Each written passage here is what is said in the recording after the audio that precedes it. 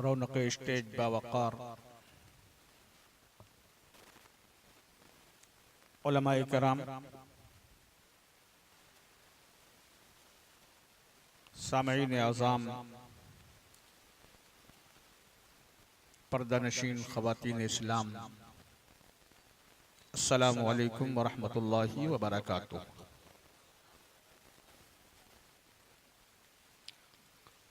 नहमदुहु व नुसल्ली अला रसूलिहिल करीम। अल्हम्दुलिल्लाह अल्हम्दुलिल्लाहिल्लज़ी फ़द्दला सय्यिदिना व मौलाना मुहम्मदन सल्लल्लाहु तआला अलैहि वसल्लम अलल आलमीन जमीआ व अक़ामहु यौमल क़ियामति लिल मुज़निबीनल मुतलव्विसीनल ख़त्ताईनल हालिकीन शफ़ीआ वसल्लल्लाहु तआला वसल्लम व बारक अलैहि व अला कुल्ली मन हुवा महबूबुम व मर्दियुल लदैहि सलातन तबक़ा व तदूम बिदवामिल मलिकिल हय्यिल क़य्यूम। अम्मा बाद, फ़अऊज़ु बिल्लाहि मिनश शैतानिर रजीम। बिस्मिल्लाहिर रहमानिर रहीम। या अय्युहल्लज़ीना आमनुत्तक़ुल्लाहा व कूनू मअस सादिक़ीन।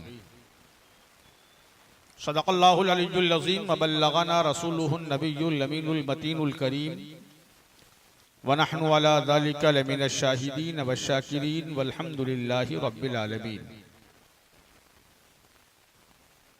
इंतहाई अक़ीदत व मोहब्बत और मुकम्मल वारफ्तगी के साथ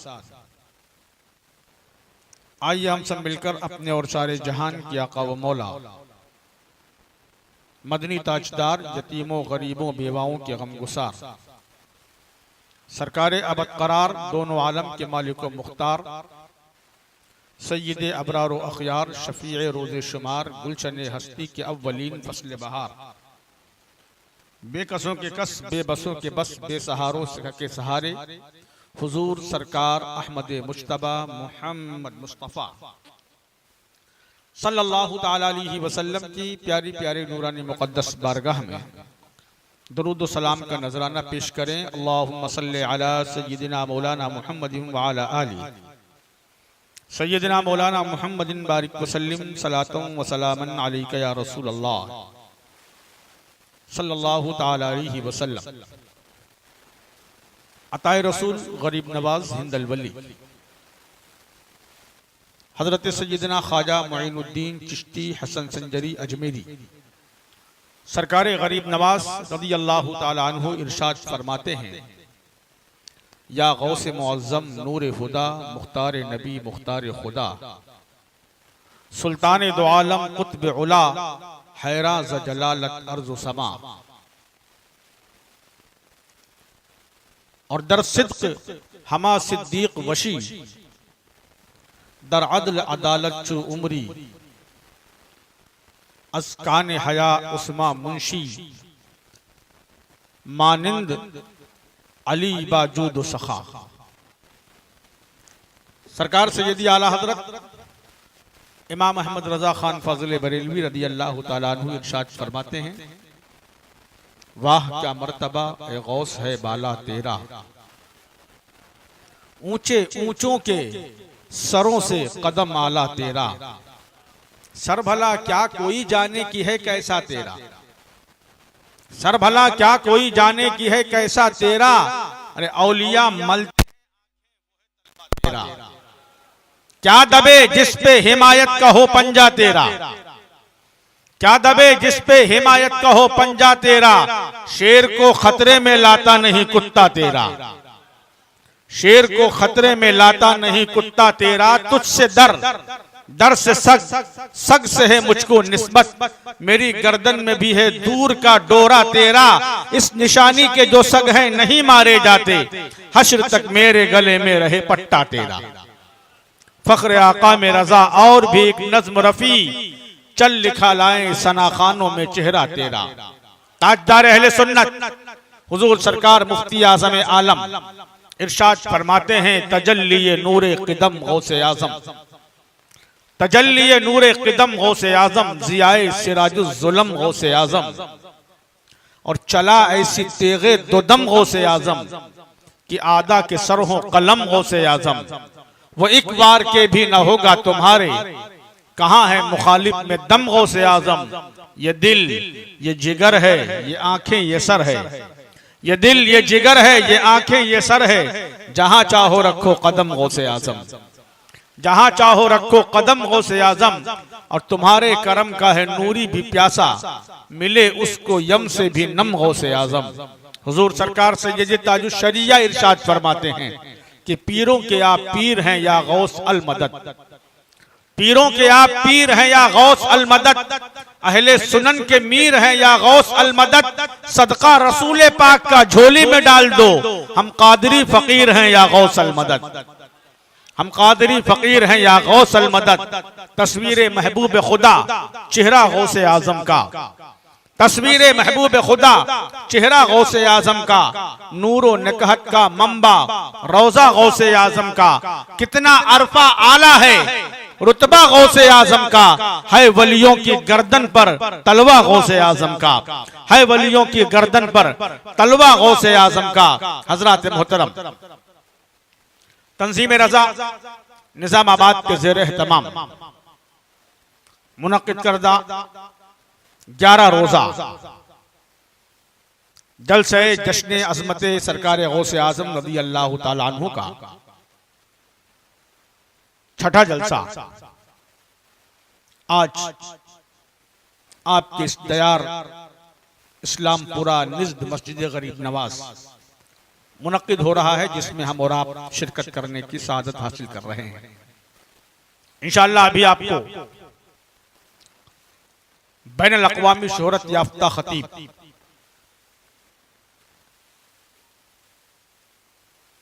मुअर्रिख़ इस्लाम व सुन्नियत शेर क़ादिरियत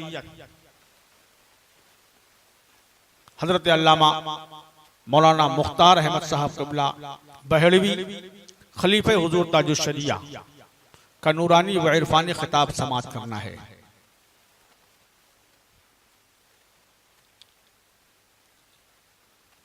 सरकार गौसे आजम रज़ी अल्लाह ताला अन्हु की याद मनाने के लिए हम और आप हाजिर हैं। सरकार गौसे पाक कौन है? ये अहले सुन्नत व जमात का बच्चा बच्चा जानता है कि गौसे पाक कौन है। इसलिए कि जो सुन्नी घराने में पैदा होता है उसके दिल में सरकार की मोहब्बत डाली जाती है, गौसे पाक की मोहब्बत डाली जाती है, गरीब नवाज की मोहब्बत डाली जाती है। हमारे बच्चों को बताने की जरूरत नहीं कि कौन। इसलिए कि हमारे घर का माहौल, वो माहौल जो सुन्नियत के सांचे में ढला हुआ है, वो माहौल खुद ब खुद हमारे मसलक की, हमारी अकीदत का पता देता हुआ नजर आता है। ये जो जलसे मुनक्किद हो रहे हैं इसके दो मकसद।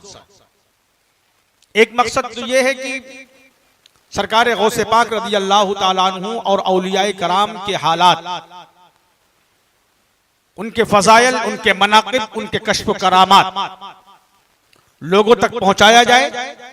और दूसरा मकसद यह है कि गौसे पाक और औलियाए कराम की तालीमात को लोगों तक पहुंचाया जाए, ताकि वो अपने आप को उन बुजुर्गों की, उन मुकद्दस शख्सियात की जिंदगी के सांचे में ढाल लें कि जिनकी जिंदगी पाक हमारे लिए नमूने अमल है। हिंदुस्तान की सरजमीन पर इस्लाम की अजीम दौलत हमें मिली, ईमान की अजीम दौलत हमें मयस्सर आई। ये किसने दिया? दौलत ईमान से हम मुशर्रफ हुए। हमें इस्लाम किसने बताया? हमारे सीने में इस्लाम किसने डाला? हमारे कल्ब को ईमान की रोशनी से मुनव्वर किसने किया? हमारे दिलों में इश्क रसूल का चराग किसने जलाया? क्या कोई जमात आई थी? क्या कोई तबलीग करने वाले आए थे?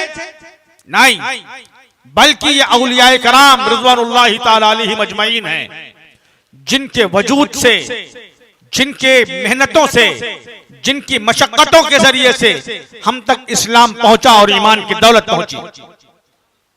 हिंदुस्तान की सरजमीन पर, हिंदुस्तान की सरजमीन पर इस्लाम की दौलत लाने वाली शख्सियत, इस्लाम की शमा को रोशन करने वाली जात अताए रसूल सरकार सैयदना गरीब नवाज की जात है। किया था हिंद को तारीख जब बातिल परस्ती ने, उजाला कर दिया आकर मुइनुद्दीन चिश्ती ने। सरकार गरीब नवाज ने इस्लाम की रोशनी फैलाई। तारीख बता रही है इस्लाम आया था, गरीब नवाज से पहले भी इस्लाम हिंदुस्तान आ चुका था। मोहम्मद बिन कासिम के दौर में हिंदुस्तान में इस्लाम आया, सुल्तान महमूद गजनवी के दौर में हिंदुस्तान में इस्लाम आया, मगर वो फौकियत, वो उरूज इस्लाम को नहीं मिला था जो गरीब नवाज के दौर में गरीब नवाज ने अता किया। मोहम्मद बिन कासिम आया था, लश्कर लेकर के आया था, फौज लेकर के आया था। सुल्तान महमूद गजनवी आए थे, लश्कर लेकर के आए थे, फौज लेकर के आए थे, मगर जब मेरा ख्वाजा हिंदुस्तान आया है, जब हिंद का राजा हिंदुस्तान आया है, कोई फौज लेकर के नहीं आया, कोई लश्कर लेकर के नहीं आया, कोई असलहा लेकर के नहीं आया। चंद मुरीदों की जमात है, गरीब नवाज हिंदुस्तान तशरीफ ला रहे हैं। और उसके बाद लोगों ने देखा है, गरीब नवाज का मुकाबला किया है, राजा पृथ्वी ने मुकाबला किया, बड़े बड़े जादूगरों ने मुकाबला किया, मगर तारीख बता रही है, दुनिया देख रही है, गरीब नवाज के सामने, गरीब नवाज के सामने सब घुटने टेकते हुए नजर आते हैं, सब घुटने टेकते हुए नजर आते हैं। महमूद गजनवी आता है, चला जाता है, शहाबुद्दीन गौरी आया और एक बार शिकस्त खा करके चला गया, मगर गरीब नवाज जब तशरीफ लाए, शहाबुद्दीन गौरी का एक सिपाही मिलता है और कहता है, हुजूर वाला कहां जा रहे हैं आप? हम भागे भागे फिर रहे हैं, हमारी लश्कर को शिकस्त हो गई है। पृथ्वी बड़ा ताकतवर राजा है, लोग उसके सिपाही हमको चुन चुन के मार रहे हैं, आप कहां जा रहे हैं? वहां मत जाइए, वो जालिम है, वो जाबिर है। गरीब नवाज ने कहा, सुनो, हम यहाँ हुकूमत करने के लिए नहीं आए हैं, इस्लाम को फैलाने के लिए आए हैं। तुम आए हो हुकूमत करने के लिए, तुम जा रहे हो। मुइनुद्दीन जाने के लिए नहीं आया है, इस्लाम फैलाने के लिए आया है।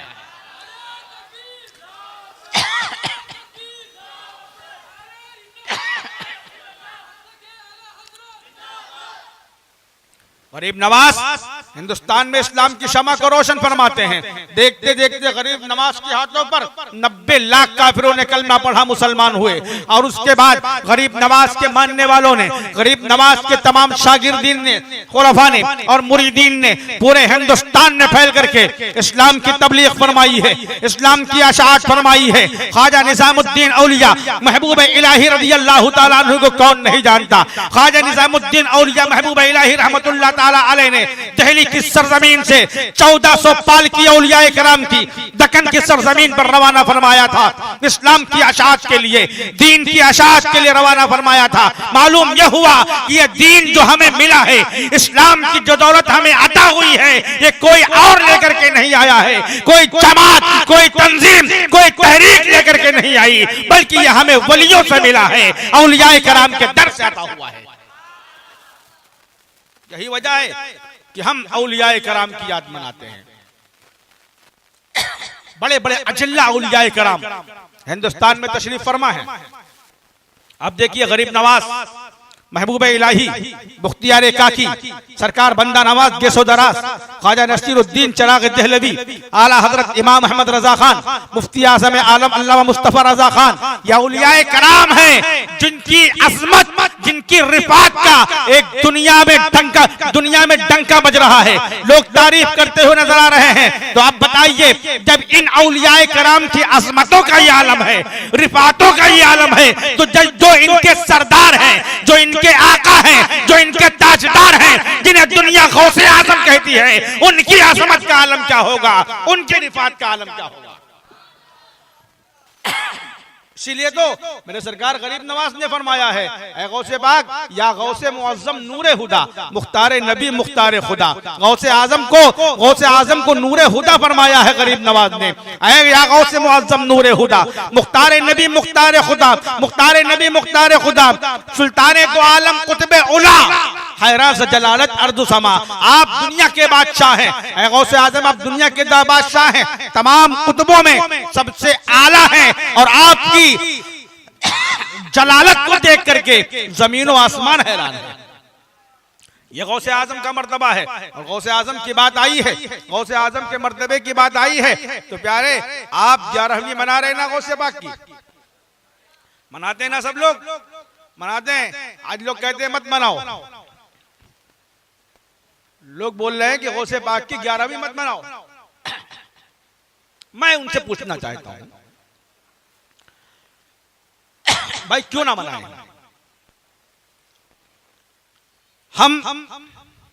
ये हमारी अकीदत है। हम तो आपसे नहीं कहते हैं कि आप अपने बेटे का वलीमा मत करो, बोलते हैं अपने बच्चे का आप जो है बच्चे की शादी में पकवान मत करो, हम बोलते हैं नहीं बोलते हैं। आप अपने एतबार से अपनी खुशियों का इजहार करते हैं और जब हमारा मौका आता है तो हम अपनी खुशियों का इजहार करते हैं। किसी को इसमें यह हमारा जाती मामला है और हमारे जाती मामले में एतराज करने का किसी को कोई हक हासिल नहीं है। मगर आओ 11वीं मनाने का फायदा क्या है मैं आपको बताऊं, और अगर वो मेरी बात सुनना है तो वो भी सुन लें और तौबा करके कल से 11वीं मनाना शुरू कर दें। हिंदुस्तान की सरजमीन मध्य प्रदेश, मध्य प्रदेश में एक मकाम है बुरहानपुर, शहर बुरहानपुर बड़ा मशहूर मकाम है। औरंगजेब आलमगीर रहमतुल्लाह अलैह ने उस शहर को बसाया और हजरत ख्वाजा निजामुद्दीन औलिया महबूब इलाही के खलीफा हजरत बुरहानुद्दीन गरीब के नाम पर उसका नाम बुरहानपुर रखा। उस शहर बुरहानपुर में एक गैर मुस्लिम रहता था, हिंदू रहता था, उसका इंतकाल हो गया। अच्छा उसका आलम क्या था? वो हर साल गौसे पाक की 11वीं मनाता था। वो हर साल गौसे पाक की 11वीं का मौका आए खाना पकवाता था, खाना खिलाता था लोगों को, गौसे आजम के नाम पे लुटाता था। बहुत बड़ा अकीदतमंद था वो और है आज भी अल्हम्दुलिल्लाह। हमारे दूसरे बिरादराने वतन हैं जिनको गौसे पाक से मोहब्बत है, गरीब नवाज से मोहब्बत है। आप देखिए अजमेर शरीफ, क्या मुसलमान ही जाता है? नहीं, सब जाते हैं वहां। हिंदू भी जा रहा है, गैर जो है सिख भी जा रहा है, ईसाई भी जा रहा है, सब जा रहे थे। उसको भी गौसे पाक से मोहब्बत थी और वो हर साल गौसे पाक की 11वीं मनाता था।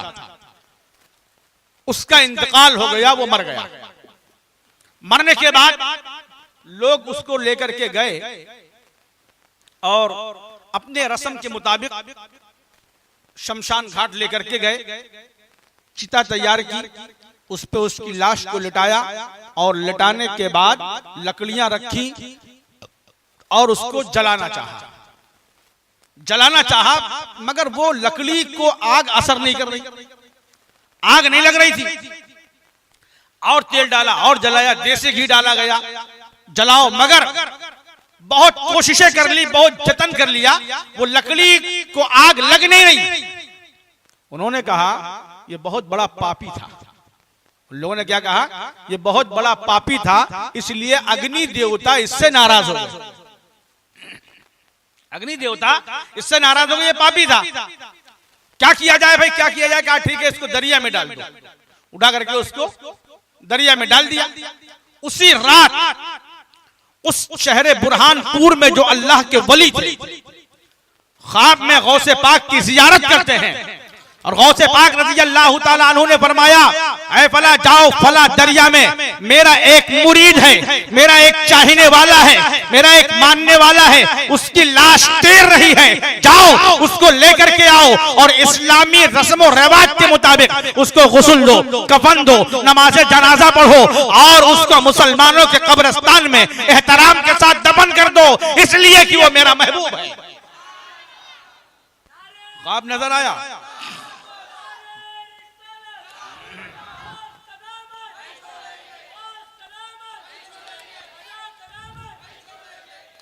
ख्वाब नजर आया, बुजुर्ग सुबह हुई उठे, अपने चंद मुरीदों को लिया, लेकर के दरिया पे पहुंचे, देखे वाकई एक लाश तैर रही थी। लाश को उठाया, घर पे लेकर के आए, गुस्ल दिया, कफन दिया। लोगों ने देखा तो लोग हैरत में पड़ गए, हुजूर आप क्या कर रहे हैं? ये तो काफिर है, ये तो दूसरे मजहब का मानने वाला है, ये तो हिंदू धर्म का मानने वाला है, आप इसको गुस्ल दे रहे हैं, इसको कफन दे रहे हैं। बुजुर्ग ने कहा खामोश रहो, बोलना नहीं, कोई बोलना नहीं, इसलिए कि ये गौसे पाक का हुक्म है, ये गौसे पाक का आर्डर है। गुस्ल दिया, कफन दिया, नमाज जनाजा पढ़ी, पीर साहब ने नमाज जनाजा पढ़ी, तमाम लोगों ने नमाज जनाजा पढ़ी, मुसलमानों के कब्रिस्तान में दफन किया। मगर लोगों का एतराज अभी भी बाकी है, लोग मोतरिफ नजरों से अब हजरत को देख रहे हैं, हजरत ये आपने क्या किया है? ये काम शरीयत के खिलाफ है, ये काम दीन के खिलाफ है, अहकाम इस्लाम के खिलाफ है। इसलिए कि जो काफिर होता है ना उसको गुस्ल दिया जाता है, ना कफन दिया जाता है, ना उसके नमाज जनाजा पढ़ी जाती है, ना उसको मुसलमानों के कब्रिस्तान में दफन किया जाता है। आपने एक हिंदू को गुस्ल भी दिया है, कफन भी दिया है, नमाज जनाजा भी पढ़ी है, मुसलमानों के कब्रिस्तान में दफन भी किया है, शरीयत के खिलाफ काम किया है। हुजूर हम मुरीद हैं आपके, हम गुलाम हैं, हम खामोश रहे, मगर मुझे इसका जवाब चाहिए, एतराज का जवाब चाहिए। कहा ठीक है, कल जवाब दूंगा। हजरत तशरीफ ले गए घर में, और जाने के बाद हजरत ने मुराकबा किया, आंख लग गई, सो गए। फिर गौसे पाक का दीदार नसीब हो गया, गौसे पाक की ज़ियारत हुई। गौसे पाक से पूछा, हुजूर वो तो काफिर था, वो तो हुजूर दूसरे धर्म का मानने वाला था, दूसरे मजहब का मानने वाला था, आपने हुक्म दिया, मैंने अमल कर लिया है। लोग पूछ रहे हैं, एतराज कर रहे हैं, जवाब क्या दूं? हजरत सरकार गौसे पाक ने फरमाया, हाँ ठीक है, मैं जानता हूं वो गैर मुस्लिम था, मैं जानता हूं वो हिंदू धर्म का मानने वाला था, मगर वो मुझसे मोहब्बत करता था, मुझसे प्यार करता था, मेरे नाम की 11वीं हर साल किया करता था। मुझे गवारा न हुआ कि मेरा नाम लेने वाला जहन्नम में चला जाए, बेईमान होकर के मर जाए। मैंने उसके लिए अल्लाह की बारगाह में दुआ फरमाई, अल्लाह ने मेरी दुआ कबूल की, और मरने से बहुत पहले उसने इस्लाम कबूल किया है। ईमान की दौलत से वो माला माल हुआ है, ये और बात है, किसी वजह से उसने अपने इस्लाम को जाहिर नहीं किया है। कहते हो 11वीं से क्या मिलता है? मैं कहता हूं आओ चलो बुरहानपुर की सरजमीन पर देखो, 11वीं करोगे तो ईमान की दौलत मिलेगी, 11वीं करोगे इस्लाम मिलता है, 11वीं जो करता है उसे जन्नत की दौलत अता की जाती है, जन्नत मिलती है उसको। और गैर मुस्लिम की बात आई है तो मैं आपको बता दूं कि ग्वालियर की सरजमीन है, राजा ग्वालियर की हुकूमत, और आप जानते हैं राजा ग्वालियर कौन था? हुजूर सरकार ताजुश शरिया के जो दादा हैं, हुज्जतुल इस्लाम अल्लामा हामिद रजा खान बरेलवी रदी अल्लाह तआला अन्हु, हुजूर मुफ्ती आजम के बड़े भाई।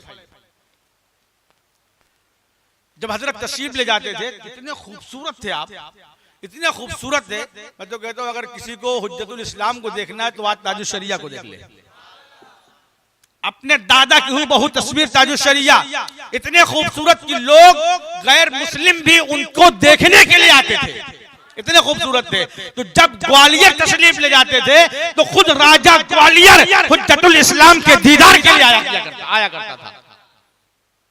उसी ग्वालियर की बात है कि ग्वालियर में एक हिंदू जोड़ा रहता था, मियां बीवी दोनों, नौजवान जोड़ा, और उसके बाजू में एक और रहता था, अपने आप को मुसलमान कहता था वो, मगर था नहीं। आज बहुत सारे लोग अपने आप को मुसलमान कहते हैं, मगर उनके कहने से क्या होता है? आधार कार्ड में मुसलमान, पासपोर्ट में मुसलमान, आईडी प्रूफ में मुसलमान, राशन कार्ड में मुसलमान, हर जगह मुसलमान, वक्फ बोर्ड में मुसलमान, गवर्नमेंट के तमाम जगहों पर मुसलमान। मगर इससे क्या होता है? अल्लाह और उसके रसूल की नजर में भी तो मुसलमान हो ना, तो वो भी वैसे ही था, बदअकीदा सड़ा हुआ रहता था। हिंदू औरत को देखा उसने और उस पर आशिक हो गया, दीवाना हो गया। और ये ऐसे होते हैं दिल फेंक, अगर इनकी इश्क की दास्तानें सुनाने बैठ जाएंगे तो मैं तो कहता हूं कि आप उठ करके यहां से चले जाएंगे। मगर ये मौका उनकी दास्तान सुनाने का नहीं है, मकसद ये आज बताना है मुझे गौसे पाक की अजमत। आपने नारा लगाया है गौस का दामन नहीं छोड़ेंगे, या गौसल मदद, दिल से नारा लगाओ प्यारे, गौसे पाक आपकी मदद फरमाएंगे। जब भी पुकारा बेकस ने या गौस अगस्ती कह करके आया नजर बस पर भर में जलवा गौसे आजम का। ये मेरे गौसे आजम है, ग्वालियर के सरजमीन पर रहते थे। ये आशिक हो गया गैर मुस्लिम औरत पर, दीवाना हो गया, अब उसके फिराक में रहने लगा, उसको हासिल करने के लिए कोशिशें करने लगा। ये दोनों गरीब थे। एक मर्तबा ऐसा हुआ कि ये दोनों अपने सफर पे रवाना हुए। शौहर बीवी अपने मैके के जाने को तैयार हुई। शौहर से कहा मुझे मैका लेके चलो। दोनों मियां बीवी चले। गरीब थे, सवारी का इंतजाम नहीं था, दोनों पैदल चले, दोनों पैदल रवाना हुए। और जब ये दोनों पैदल रवाना हुए तो इसको मालूम हो गया ये पहले से ही एडवांस घोड़ा लेकर के गया, और जिस रास्ते से ये जाने वाले थे जंगल का रास्ता था, वहीं जाकर के कुछ दूर बैठ गया घोड़े पे सवार होकर के। ये लोग अंदर गुजरे, काफी रास्ता तय हो चुका था, शहर दूर है। इसने घोड़ा बढ़ाया और सामने आके खड़ा हो गया। कहा तुम लोग पैदल जा रहे हो, मुझे अच्छा नहीं लग रहा, हमारे पड़ोसी हो, हमदर्दी भी इनकी बड़ी खतरनाक हुआ करती है, हमारे पड़ोसी हो, आओ घोड़े पे सवार हो जाओ। तो उन्होंने कहा नहीं भाई हम घोड़े पे सवार नहीं होंगे, मियां बीबी हमको पैदल जाने दो। कहा नहीं बिल्कुल घोड़े पे सवार हो जाइए। बहुत कोशिश किया उसने, आखिरकार उसने कहा कि कम से कम तुम सवार नहीं होते हो, तुम्हारी बीवी नौजवान है, खूबसूरत है, कमजोर है, इसको सवार कर दो, ये बैठ जाएगी। कैसे शौहर तुमको अपने बीवी से प्यार नहीं है, अपने बीवी से मोहब्बत नहीं है। थोड़ा उसको टॉर्चर किया, और जब किसी की मोहब्बत पे टॉर्चर होता है तो वो आदमी थोड़ा जज्बाती हो जाता है। वो भी जज्बाती हो गया।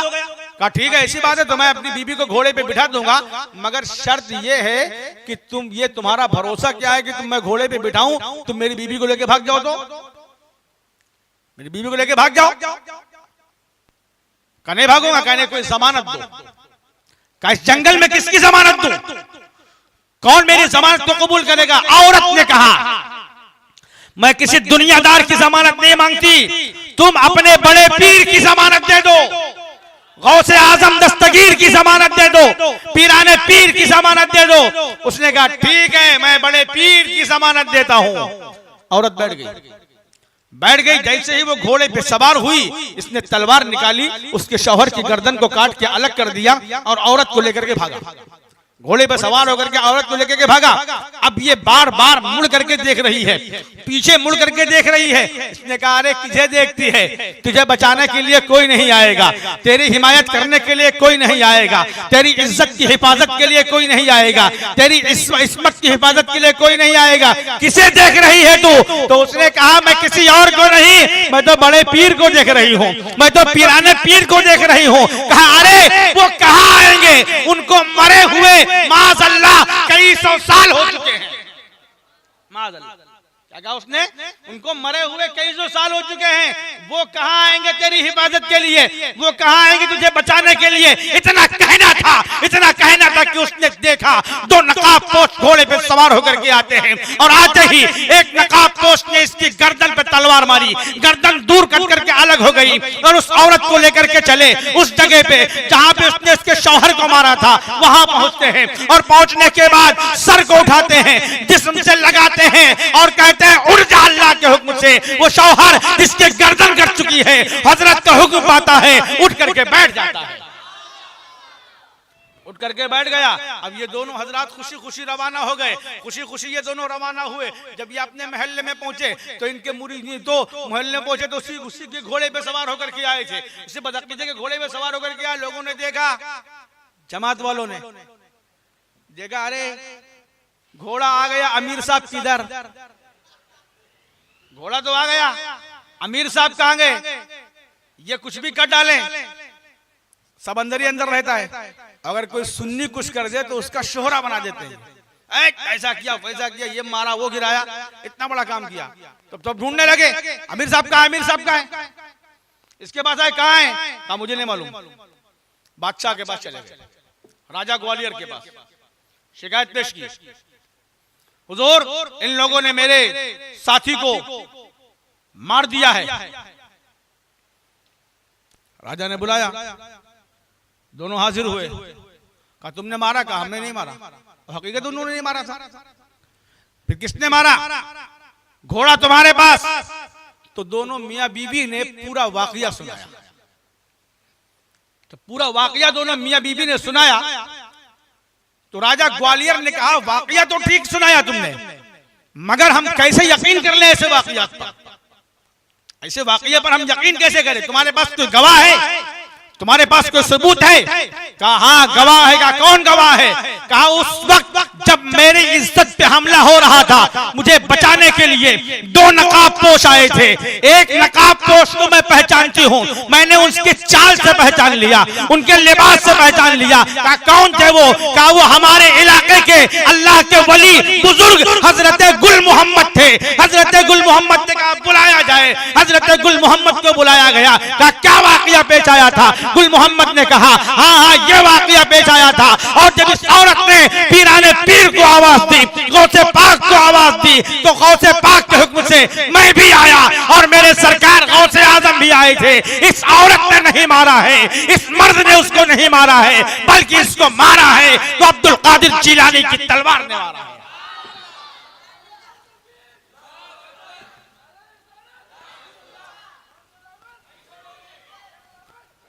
गौसे आजम की तलवार ने मारा है। एक गैर मुस्लिम औरत मुसीबत में गौसे पाक को पुकार रही है, गौसे पाक को पुकार रही है, गौसे पाक को आवाज दे रही है, गौसे पाक से फरियाद कर रही है। बगदाद से चल करके गौसे पाक हिंदुस्तान की सरजमीन ग्वालियर पे तशरीफ लाते हैं, उस औरत की जान भी बचाते हैं, उसकी इज्जत भी बचाते हैं और उसके शौहर को जिंदा भी करते हैं, उसको जिंदगी भी अता करते हैं और उसको ईमान की दौलत भी दी जाती है, इस्लाम की दौलत भी दी जाती है। ऐ मुसलमानों, जब एक काफिर, एक गैर मुस्लिम न मानने वाला गौसे पाक को दिल से पुकारेगा, वह गौसे पाक को दिल से पुकारता है, गौसे पाक की ग्यारहवीं करता है, तो गौसे पाक उसकी मदद फरमाते हैं, ईमान की दौलत अता फरमाते हैं। ऐ सुन्नियों, आप भी गौसे पाक की 11वीं मनाते रहो, गौसे पाक की याद मनाते रहो, उनसे मोहब्बत करते रहो। इंशाअल्लाह तबारक व तआला ईमान वाले तो हम हैं ही, इंशाअल्लाह गौसे पाक का करम होगा, अल्लाह हमें जन्नत की नेमत भी अता फरमाएगा, जन्नत की नेमत भी अता फरमाएगा। ये सरकार गौसे पाक की 11वीं की फजीलत है, फजीलत नहीं है बल्कि ये सच्चे वाकयात हैं। और कब के वाकयात हैं? बहुत दिन के बाद, 500 साल 700 साल के बाद के वाकयात हैं। ये गौसे पाक रज़ी अल्लाह तआला अन्हु की 11वीं की, और 11वीं की बात आई है, गौसे पाक के 11वीं की बात आई है तो सिर्फ 30-40 साल पहले का वाकया, जो मैं अक्सर इस वाकये को मैं अक्सर सुनाता हूँ, इसलिए कि ये वाकया बड़ा प्यारा वाकया है।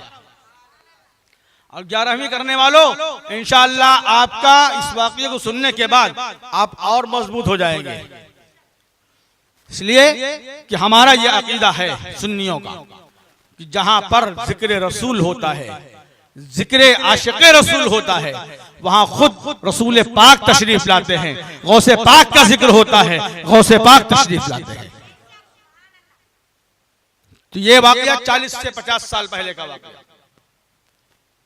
बल्कि और कम ही का वाकया।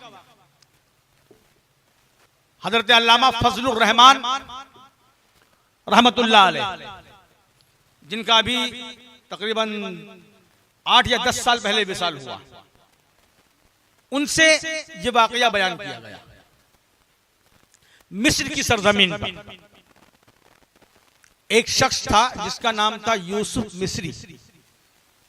वो हर साल गौसे पाक की 11वीं मनाया करता था, और ये वाकया खुद यूसुफ मिस्री और उनके बच्चों ने बयान किया है। किससे? अल्लामा फजलुर रहमान। ये कौन है अल्लामा फजलुर रहमान? हुजूर मुफ्ती आजम के खलीफा हैं, अल्लामा ज़ियाउद्दीन मदनी के बेटे हैं। अल्लामा ज़ियाउद्दीन मदनी खुतबे मदीना कौन है? आला हजरत के खलीफा हैं, उनके बेटे हुजूर मुफ्ती आजम के खलीफा। बहुत सारे उलमा ने उनकी ज़ियारत की है।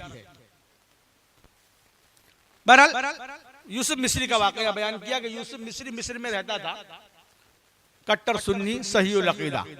हर साल गौसे पाक की 11वीं शान से मनाता था, हर साल। और ऐसा वैसा नहीं, पूरे शहर को दावत देता था, पूरे शहर में आम दावत, आओ गौसे पाक की नियाज खाओ जाओ, आओ गौसे पाक की नियाज खाओ जाओ। अमीर का फर्क नहीं, गरीब का फर्क नहीं, अपने का फर्क नहीं, पराये का फर्क नहीं, जो गौसे पाक का मानने वाला है आए और गौसे पाक का सदका खाए जाए। किसी का वो नहीं। आज तो दावत दी जाती है तो सेठों को देख के दी जाती है। बहुत कम लोग हैं जो गरीबों को 11वीं में पूछते हैं, जबकि गौसे पाक का सदका खिला रहे हैं आप। कम से कम उनको खिलाइए जो गरीब हैं, जो खाएंगे तो आपको दुआ देंगे, और जिनको खिलाने से गौसे पाक खुश हो जाएंगे। उनको खिलाइए जिन लोगों को गौसे पाक खिलाया करते थे। गरीबों को जो गौसे पाक खिलाते थे ना, मगर आज क्या है, हम फला सेठ को, और ऐसा माहौल चल गया है कि सेठ ने ताल्लुकात की बुनियाद पर अगर थोड़ी सी दोस्ती हो गई है तो किसी भी मसलक के रहने दो, दावत दे देते। अच्छा भाई 11वीं है, वो भी इतना बड़ा बेशरम, वो भी इतना बड़ा बेशरम कि जिंदगी भर हराम कहता रहा, मगर जब दावत दी गई तो आकर के बैठता है और शान से खाता है। आकर के बैठता है, शान से खाता है। मैं तो अक्सर कहता हूं कि जब वो बैठे खाने लगे तो उसके सामने पहुंच जाना, साहब ये क्या खा रहे हैं आप, ये तो हराम है। क्या खा रहे हैं, हराम है। तो हराम खाने वाला कौन होता है, हरामखोर। हराम खाने वाला हरामखोर होता है। अल्हम्दुलिल्लाह हम तो जायज और मुतबर्रक समझ के खाते हैं। मेरा हर साल वो गौसे पाक की 11वीं करता था, और आपसे मेरी गुजारिश है कि आप भी अगर 11वीं कर रहे हैं तो जहां आप अपने दोस्तों को बुलाते हैं, अहबाब को बुलाते हैं, वहीं देखिए आपके पड़ोस में, आपके शहर में कोई ऐसा घर तो नहीं है जिस घर के लोग गरीब हों, उनके बच्चों को बहुत मुश्किल से तहरी बिरयानी या गोश्त खाने को मिलता है। आप उनको दावत दे करके पेट भर उनको गौसे पाक का सदका खिलाइए, वो दुआ देंगे, गौसे पाक का फैजान नाजिल होगा, अल्लाह बरकत फरमाएगा। यूसुफ मिस्री की वही आदत, हर साल गौसे पाक की 11वीं मना रहा है। हजारों लोग आ रहे खा रहे हैं, हजारों लोग आ रहे खा रहे हैं, लंगरे आम है, जिसकी मर्जी हो आए, गौसे पाक की नियाज खाए जाए।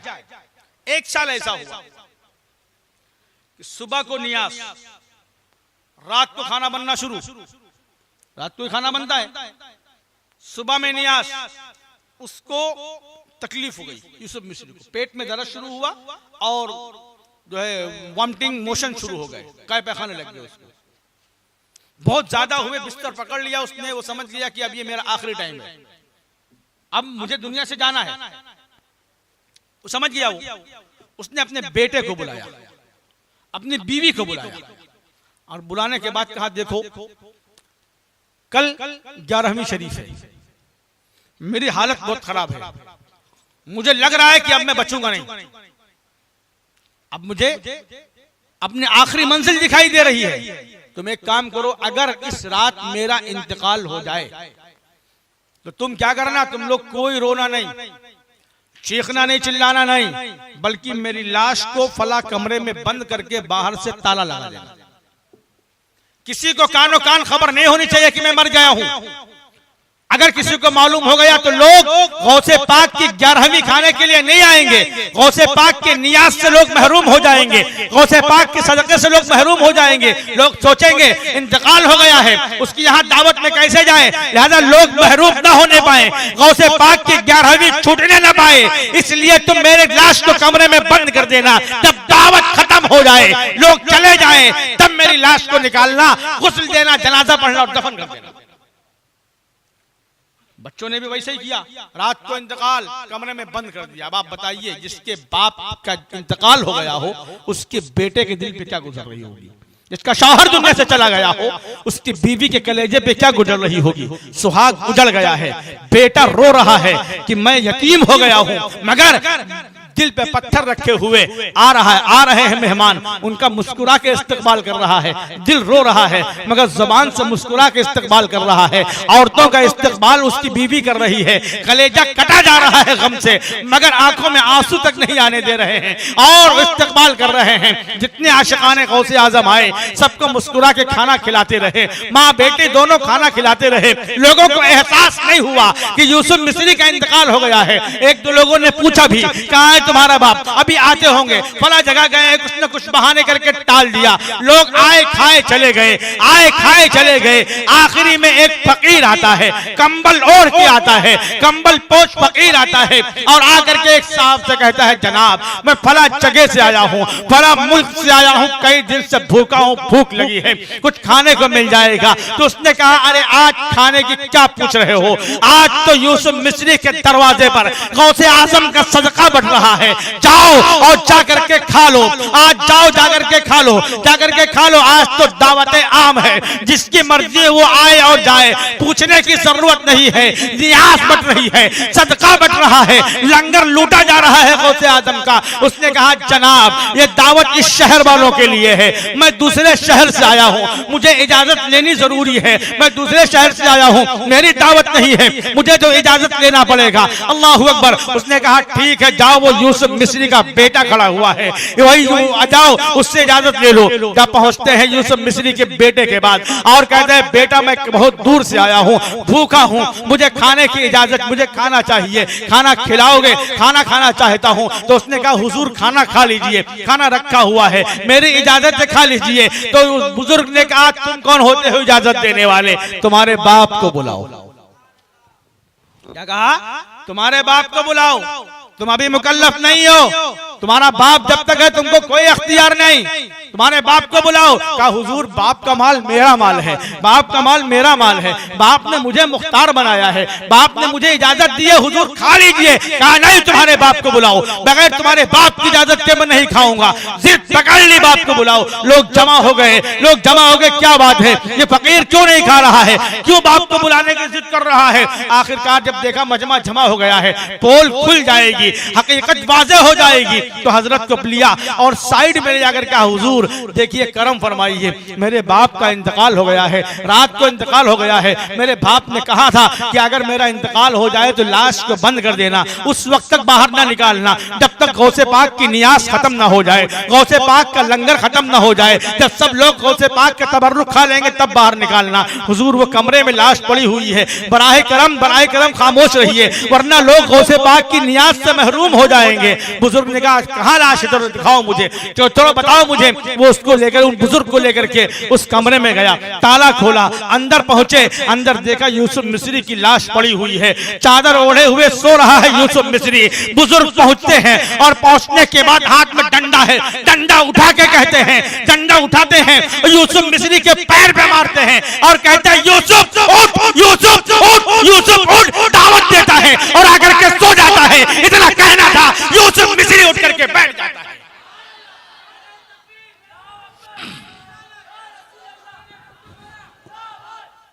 इतना कहना है, यूसुफ मिस्री उठ करके बैठ जाता है।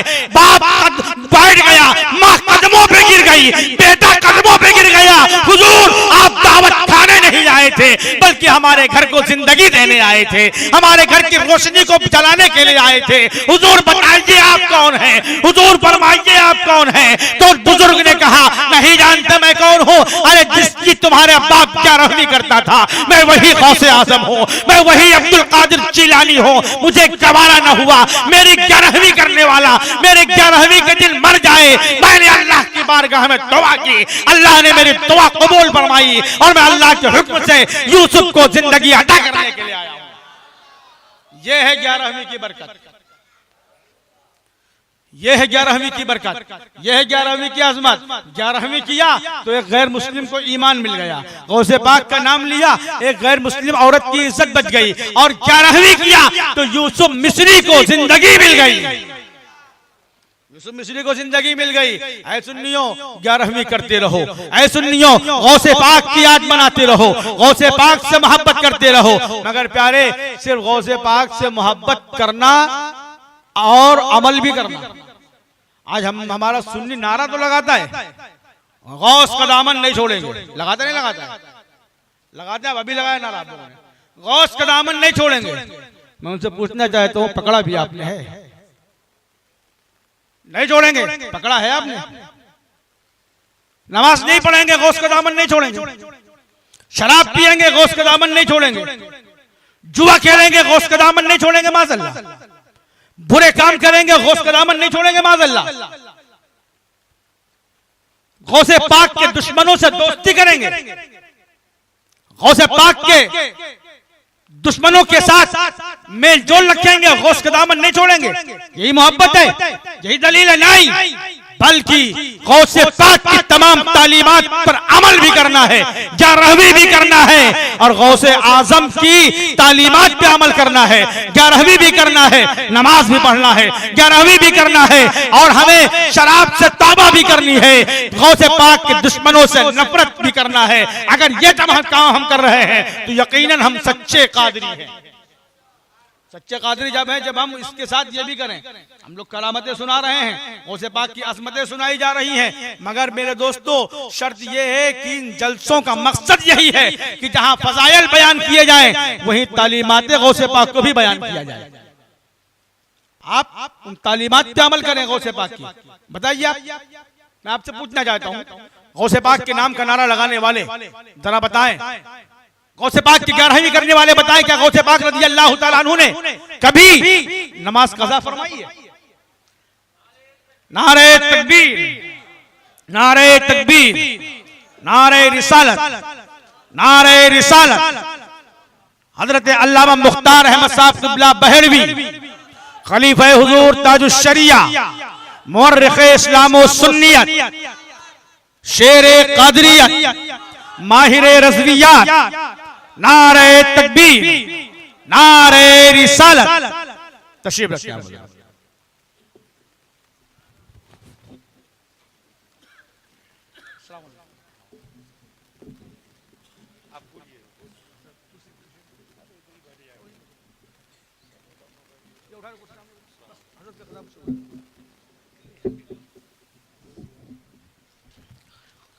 तशरीफ रखिए आप हज़रात।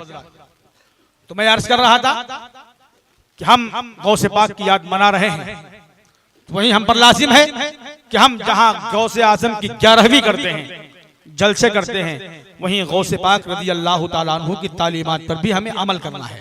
करेंगे ना इंशाअल्लाह? गौसे पाक की तालीमात पे अमल करेंगे, हम करेंगे ना इंशाअल्लाह? नमाज पढ़ेंगे, दाढ़ी रखेंगे ना इंशाअल्लाह? अगर ये सब कर रहे हैं तो इंशाअल्लाह तबारक व तआला गौसे पाक हमसे खुश हो जाएंगे, और गौसे पाक खुश हो गए इंशाअल्लाह हमारी दुनिया भी संवर जाएगी और आखिरत भी संवर जाएगी। दुनिया में तुझे मतलूब कर आराम है, उनका दामन थाम ले जिनका मोहम्मद नाम है। अस्तगफिरुल्लाह अस्तगफिरुल्लाह रब्बी मिन कुल्लि ज़ंबि व अतूबु इलैहि बिहक़्क़ि ला इलाहा इल्लल्लाह मुहम्मदुर रसूलुल्लाह। हमारी जमात के मुक़्तदर माइनास शख्सियत खलीफा हुजूर ताजुश शरिया, बल्कि मैं जो कहता हूं मोतमद हुजूर ताजुश शरिया, हजरत ने बयान फरमाया कि हिंदुस्तान का एक वजीर आजम गुजरा है खड़ूस, पीवी नरसिम्हा राव, जानते नहीं जानते? और जितने खड़ूस है उनकी बहुत बुरी मौत आई है। एक खड़ूस और है, उसका भी वही हाल होगा। बहरहाल जब वो बरेली शरीफ गया, शायद सुन्नियों को खुश करने के लिए गया हो। आज बहुत सारे लोग जाते हैं सुन्नियों को खुश करने के लिए, बरेलवी को खुश करने के लिए। बरेली गए तो समझ जाए कि बस हम कट्टर सुन्नी है। वो भी गया वो खुश करने के लिए, बरेली शरीफ पहुंचा। हुजूर ताजुश शरिया को मालूम हुआ कि वो बरेली शरीफ आ रहा है, तो अल्लाह वाले जो हुआ करते हैं, जो वली हुआ करता है, वो उनको हुक्मरानों से कोई गरज नहीं रहती है। शायद हजरत ने फरमाया था कि हुजूर ताजुश शरिया ने हजरत को फोन किया और कि हजरत को फोन किया कि मौलाना मैं आपके नरसिम्हा राव आ रहा है, मैं आपके पास आ रहा हूँ। हजरत तशरीफ ले गए और हजरत के ही मकान पर, हजरत अल्लामा बहलवी मदसिल्लाहुल आली के मकान पर पूरा दिन हजरत ने गुजार दिया। एतमाद था तभी गए, चाहते थे हजरत तभी गए। तो आज हमारे और आपके दरमियान हुजूर ताजुश शरिया का चहीता तशरीफ फरमा है, ताजुश शरिया का मोतमद तशरीफ फरमा है, ताजुश शरिया का प्यारा खलीफा तशरीफ फरमा है। इंशाअल्लाह उनका नूरानी व इरफानी खिताब हमें और आपको समाप्त करना है। मैं नाज़िम जलसा से गुजारिश करूंगा तशरीफ लाएं और आगे का प्रोग्राम पेश करें।